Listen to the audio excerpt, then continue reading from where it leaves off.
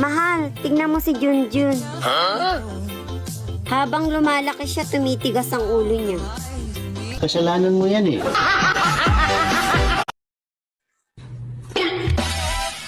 Ba't napakaraming grocery? Saan galing to? Galing yan kay kumari mo. Sinong kumari?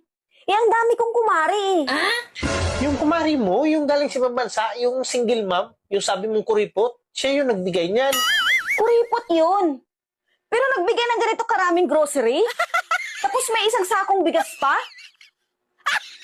Siguro may ginawa kang kalukuhan, ano? Ba't binigyan ka ng ganyang karaming grocery? Huwag na huwag kang magsinungaling. Malapit na kasi yung Pasko. Tapos wala tayong panghanda, kaya pinatos ko na yung alok niya. Anong alok ang tinutukoy mo? Kasi sabi niya, kung makailang bayo ako, yun din yung ibibigay niyang grocery sa akin. Bakit ilang bayo ba? Di ko alam, pero bilangin mo na lang yung grocery. 1, 2, 3, 4, 5, 6, 7, 8, 9. 30? Ibig sabihin, 30 bayo? Meron pang queso de bulao, may spaghetti pa, may sasakong bigas pa. Kulang yung sa'yo. Asar naman. Buti ka pa binigyan. Bakit? Kasi si kumpare mo. Bakit? Ano ba nangyari kay kumpare? Kasi kahit nakaraming bayo siya, ako pa yung nagbigay. Kawawa ka naman. Hindi siya yung kawawa. Siya patuloy yung kawawa. Oo, namuti mata niya eh. Oh, honey, bakit nakasimangot ka dyan? Nakakainis kasi yung mga tambay dyan sa labas, honey. O bakit naman? Sabi ba naman sa akin, kapag magkasama daw tayo, mukha daw ako magsasaka. Ikaw naman, baka binibiro ka lang. Saka mag-ayos-ayos ka kasi. Bakit nga pala sinasabi nilang mukha kang magsasaka? Mukha daw ako magsasaka kasi mukha ka daw kalabaw.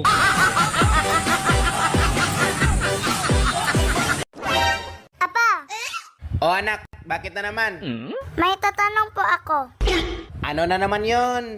Sino mas mahal mo, ako or si Mama? Bakit natanong mo yan? Wala lang.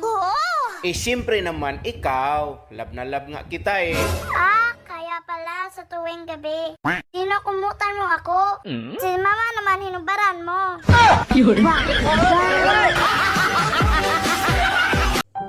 Mahal, mukhang malalim ang iniisip mo Ano ba yun?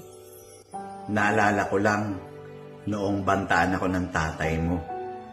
Sabi niya sa akin, kung hindi mo pakakasalan ng anak ko, pakukulong kita ng 20 years.